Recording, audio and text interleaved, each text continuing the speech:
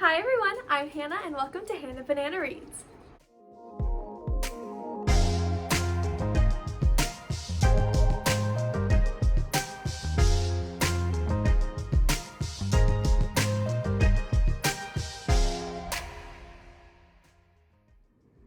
Okay, I don't know about you guys, but quarantine has literally been a blessing for my TBR pile because it used to be up here and now it's up here. So I mean, like, we're getting smaller. But today I kind of wanted to show you guys what I've been reading over quarantine, what I plan to continue reading during quarantine, and maybe giving a couple little like reviews, thoughts, and stuff on some of the books I've read during quarantine.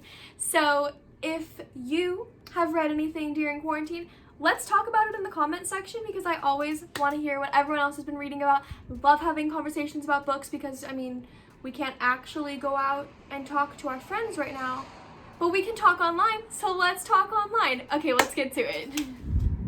Okay, so here are all the books that I have already read during quarantine. They're all hardcover. This is heavy. Okay, the first book I read during quarantine was Kingdom of Ash. I started the Throne of Glass series forever ago. I waited on these releases, and then I got so caught up in school and extracurriculars like theater and tutoring and all of life stuff that I never got a chance to actually read Kingdom of Ash, and that made me really sad. So literally the second that quarantine started and we were told you can't go outside, gotta stay home, can't talk to people, boom, started this beast. It was so good, guys, and I was terrified the entire time because I remembered one of Sarah J. Maas's interviews when she said with certainty the only character that survives the series is the dog, and I was like, oh shoot, I'm not gonna be able to take it if any of my Fae babies die. Like, I got so attached to these characters throughout this entire series, and if any of them died, I literally would have had a heart attack. Minor spoilers for Kingdom of Ash if you haven't read it yet. So if you haven't read it, I recommend you read it. Read the entire series. It's glorious. But yeah, so minor spoilers for Kingdom of Ash and subsequently the rest of the series because this is the finale.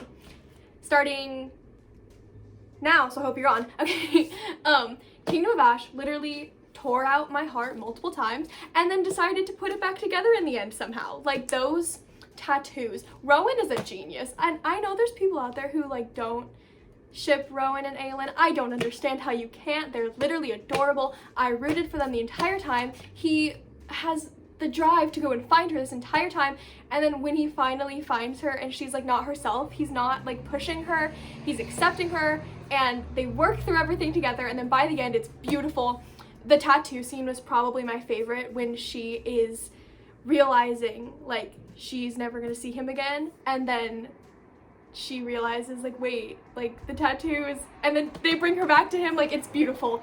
So 10 out of 10, full 5 stars on Goodreads. Yes, this book is gorgeous. I recommend it 100%. Kingdom of Ash. Book number 2. Okay, so the second book that I have finished and read over quarantine, both of these covers are shiny, so they're like reflecting the sun. Anyway, is Finale by Stephanie Garber, another concluding book. So if you don't want spoilers for the Caraval series, I will warn you when I'm about to start spoiling. But I have also been waiting on reading Finale. There's half of my TBR pile was just like finishing series that I loved and I had started and had ran out of time for reading, and I would just like, I would be getting home at 11 o'clock at night. I'm like, I just want to read my book, and then it's like, actually, like, you should probably get some sleep. And like, I don't know why I chose sleep. Haven't been sleeping recently. These books are just like getting to me now. But I started Finale literally right after I finished Kingdom of Ash. I'm like, I am going to just work through my TBR, gonna figure out what happens with these characters. Spoilers start now, so you're warned. Be careful if you haven't read them. I seriously recommend you go read the series. I don't hear many people talking about Caraval. It is one of my favorite series. Stephanie Garber is a genius with the way that she plays with this world. It's so well developed, and I think that all of the twists are great, and you should pick up Caraval. But if you've already finished this series like I have, stick around and we're gonna talk about Finale for a second. Okay, are you gone? Hope you're gone. Okay, so Finale. I could not stop reading this book. I read it in one sitting.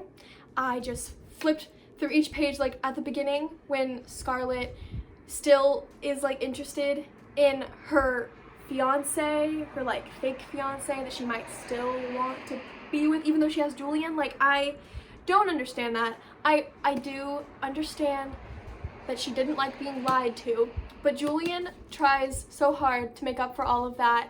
And then, like, in this book, he definitely does. Like, he gets everything out in the open. I think one of my favorite lines in the book is when Julian and Tella are talking, and he's like, I can't lie, it gets me in trouble with your sister. Like, I absolutely adore Julian's character, and then what they did with Tella and Dante. So, through the entirety of Legendary, I was sad that we didn't get more time with Scarlet and Julian. But I learned to love Tella and Dante almost as much. And then in finale, I loved them just as much. That relationship got so well developed in this book, and I was scared going into it, like, I'm gonna be honest, I was scared that I wasn't gonna like the Tella parts as much, but I loved them. I thought they were beautiful. I thought they were well written. I love what she ended up doing with Tella's character and with Dante's character, and I was on the edge of my seat the entire book. Another book where I was shocked that it had a good ending. Like, I thought someone was gonna die, or someone wasn't gonna get to end up with the person they should end up with, because my favorite authors tend to do that to me, but this book came through with a happy ending. I literally was so grateful because this series has always been like at the top of my list. I have read Caraval and Legendary both multiple times. Finale will soon be added to the I've read multiple times list. I adore the series. I adore these characters. So yeah, book 2 of Quarantine, Finale. Books 3 and 4. Okay, so we're gonna talk about these two at the same time because clearly you can tell by the covers that it's a series. So Defy Me and Imagine Me are the 2 final books of the Shatter Me series. It was originally a trilogy, and then she added 3 more books. So we have 6 books in total. These are the last 2. So if you don't want spoilers for the second half of the Shatter Me series, or I guess subsequently like also the first half, because it's the second half, so there's gonna be a little bit of spoilers for the first half. But yeah, if you don't want spoilers for Shatter Me, another series that I highly recommend, please go read it and then come back and listen to me talk about these beautiful masterpieces that are these 2 books. Okay, so spoiler section starts now, so I hope you're on. Okay, so Defy Me and Imagine Me. I have had these sitting on my shelf since they were released. I cannot tell you how much I love the Shatter Me series. I have always loved dystopian societies, and this is one of my favorites. I think that the way that this world is developed is great, and also I am not always a fan of continuation series. So like if an author writes books, doesn't write the series for a while, and then it's like, oh yeah, we're gonna add to this world with more books. Like, I don't always love it, like in the case of Harry Potter, because Cursed Child was not good. Anyway, we'll talk about that in a different video. This continuation series was golden. It deserved to exist. It added to the story, and that's what a continuation story should do. Don't continue a story if you're not gonna add anything to the story. These books add to the story. Okay, when she starts getting some memory flashbacks, that was beautiful. I loved Juliet and Warner's relationship in the first series, but the second series, getting the development with Ella and Aaron, that was so good. And it fit with the first series. Like, it didn't feel like it came out of nowhere. It didn't feel like it was just made up to like add tension. Like, it worked. And so I love both of these. Another book where I was shocked, it ended happy. I thought someone was gonna die in this one, because this one ended happy and then this one ended happy. It started depressing. I read them back to back, so when this one ended really happy and this one started with something really depressing, I'm like, well, how did we get there? Yeah, so like I was shocked. Like, this shocked me, but I loved every second of it. I kid you not, with Imagine Me, when I got to the last 50 or so pages, I just blasted through it. At one point, like, I didn't even realize that I had gotten through it. I finished it and I was like, oh, where's the rest? oh, I'm done. Like, I had to go back and reread the last like 50 pages because I think my brain just like zoned so far into the world where I was like, okay, what's gonna happen next? What's gonna happen next? And then I tried to go back and reread it and realize like, wait, like what even happened? Like, it was so good. My favorite scene, because the entire time when she got brainwashed, I was like, are we gonna get a scene where Aaron comes in and has to like convince her of who she is, and then there's gonna be that like romantic moment of getting her to remember him and remember who she is? And we got it, and it was gorgeous. And I have loved that. Like, it's not really a trope because it doesn't happen very much, but it happened in Divergent, and I loved it when it happened in Divergent. So when I like had the slightest thought that it might happen in this book, my heart just soared, and it happened. And so yes, Imagine Me and Defy Me both get 10 out of 10s for me. Great continuation series. So that's book 3 and 4 of Quarantine. Quarantine book 5 is Conference of the Birds. I love the Miss Peregrine series. This is another continuation series where originally he wrote 3 books and then he announced he was going to write 3 more, and I was so excited because I love these characters. I love this world. I think it's such a unique idea that they like loop certain days, and now with the machine they can like hop between loops. I love it. I think it's spectacular.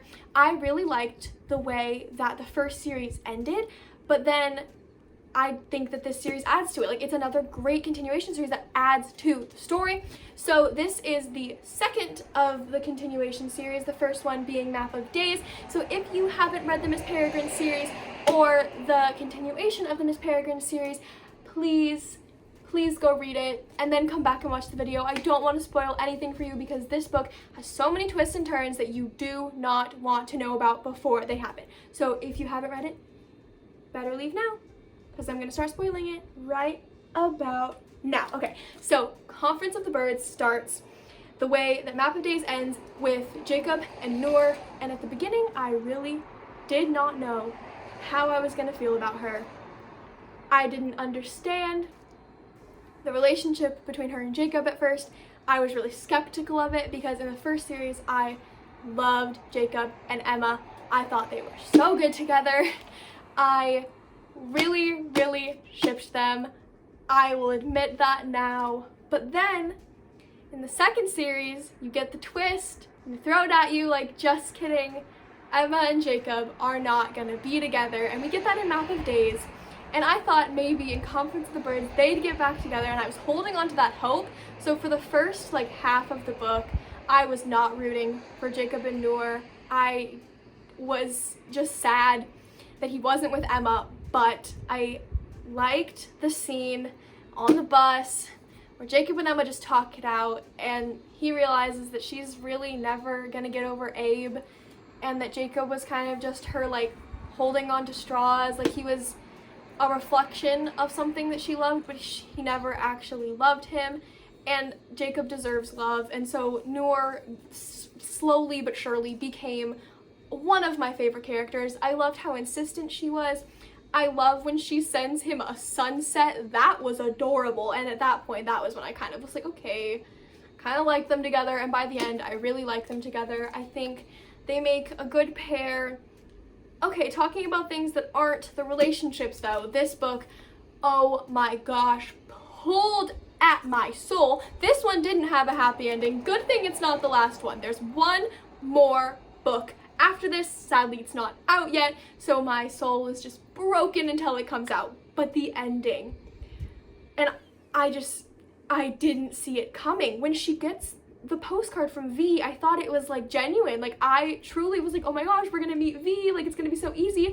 I had the impression that they should have gone back and told the rest of the Peculiars, and that was correct. I'm just saying, they should have taken my advice that I was screaming at the book. Sadly, they could not hear me, but I still think that the way that it was written was gorgeous because I did not see the twist coming. When they got to the storage unit and there was a guy there, it was kind of creepy because he knew where the loop was. I got a little bit suspicious, but I was like, well, maybe he isn't lying, maybe he does work for V, but the suspicion was there. But I was like, okay, like, Jacob would recognize him if he was one of the bad guys. So, like, it couldn't be one of the whites because Jacob knows what they look like, he would recognize them. And then when you find out that it was one of the whites and he was just in disguise, my heart, I was just like, no, like, that's not okay. Like, they worked so hard to get to V, and like, they just killed her off. We don't even get to like know her. Like, this is Jacob's last connection to his grandfather. This is Noor's one connection to her past, and they just kill her. Like, she's just gone, and then they collapse a loop on top of Jacob and Noor, and I freaked out, couldn't handle it, didn't know what to do. This book tore me apart. I cannot wait for the next one. That is Conference of the Birds, the 5th book during quarantine. Okay, Tyrant's Tomb was my 6th book of quarantine, the final one I have finished of quarantine. So this is Trials of Apollo 4, The Tyrant's Tomb. Beautiful, 10 out of 10. I was on the edge of my seat. So if you haven't read the Trials of Apollo series, it is a Percy Jackson continuation, kind of. It's a separate series, but in the world of Percy Jackson, using some of the characters from the Percy Jackson and Heroes of Olympus universe. I totally recommend this book. I know that not all of the Percy Jackson, like, continuation / adjacent stories are as hyped, and I think the Trials of Apollo deserves the hype. It is beautifully written. You get to see some of the characters from the original series that you love in this one, which is the 4th one. So it's not the first one. First one is also 10 out of 10, amazing. This entire series is, but in this one you get to be with Raina and Hazel and Frank, and you get a little bit of Piper and Leo, not a ton, but just like a little bit at the beginning. It's so good. I cannot stress enough how good this is, because you get to see Apollo, like the god Apollo, as a mortal, going through Camp Half-Blood and Camp Jupiter and going on his own quests and realizing that what the gods do to the mortals, to the demigods, like, is not okay, and that, like, the things that the gods think are just like everyday activities, like, they are not okay.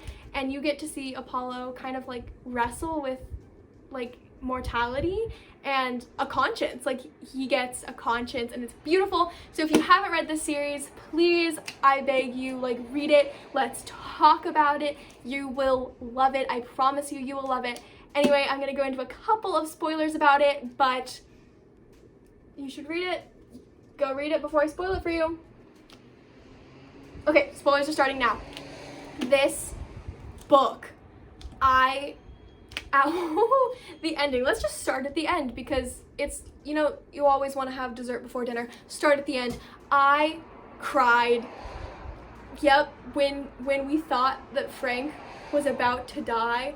When Frank told Apollo, when I tell you to run, just run, get far away from me, I'm like, you're gonna explode yourself with your stupid firewood stick. And he did. They got into the tunnel, and he used his stupid firewood stick, and he lit himself on fire and burned the Emperor. And I was like, yeah, you go, Frank, please don't die. And I knew, because in Heroes of Olympus, you have this imagination of this stick, that as soon as the stick is like gone, like, Frank's gone. Like, Frank just disappears. No stick, no Frank. And I was terrified, because you get to know more about Hazel and Frank in this book, and you get to see them, like, this little, like, cuteness of their relationship continued in this book. And I did not want Frank to die, because Hazel at the beginning learns that she lost Jason, and I was so sad, because as much as Jason was not my favorite character in the Heroes of Olympus books, I didn't want him dead. I definitely wanted him and Piper to be happy, and we didn't get that either. Like, I was sad. It was not okay. And so when we thought Frank was dead, I was like, you can't just keep killing off the 7 that have girlfriends. Like, these people have people that care about them, and you are killing off, like, Frank now? Like, you can't. Like, poor baby Hazel does not deserve that. poor baby Frank does not deserve that, but he's a predator, and it's so cute that he's like coming into his own. Like, he's not this like terrified little kid anymore, but also he still is. Like, you get to see the like innocent, like Frankish comments that he makes. Like, in the Heroes of Olympus series, he sometimes like bumbles and like mumbles, and it's so cute. I love him. But then in this one, you get to see him like still do that a little bit, but also like you get to see him commanding the troops and literally challenging 2 emperors at once, knowing that he could possibly and probably will die, because his plan was to burn up his stick. Like, he went into this knowing, I'm gonna die for New Rome, and I cried. But then when Hazel sent Arion,